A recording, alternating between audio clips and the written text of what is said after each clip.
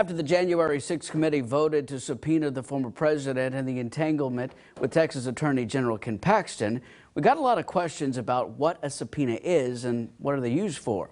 For more on the topic, we're going to bring in Fox 44's Allison Fox O'Connor, who joins us after speaking with a local attorney. Allison, what did she have to say? Well, Adam, Nora Farah with Blanchard and Thomas explained there are two different types of subpoenas, one for witness testimony and one for documentary evidence. But there are ways for people to legally not comply with a subpoena.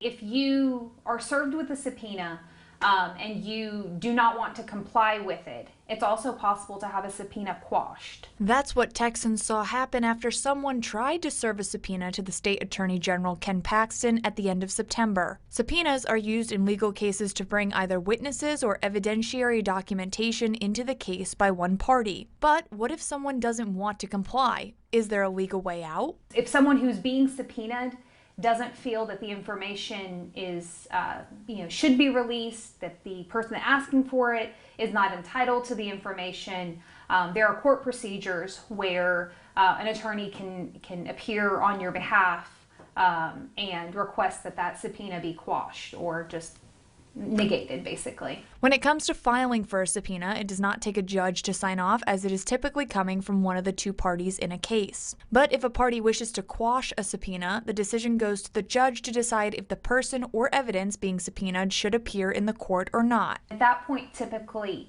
both sides would have a voice on the proponent of the subpoena would say, we need this evidence for this reason, and the witness that is being subpoenaed is the only one that can provide that evidence. And then the person who is wanting, to quash the subpoena, they would explain why it should be quashed. When asked about the January 6th committee voting to subpoena former President Donald Trump, Farah explained she is not overly versed in federal law when it comes to committees serving subpoenas for witnesses or documents.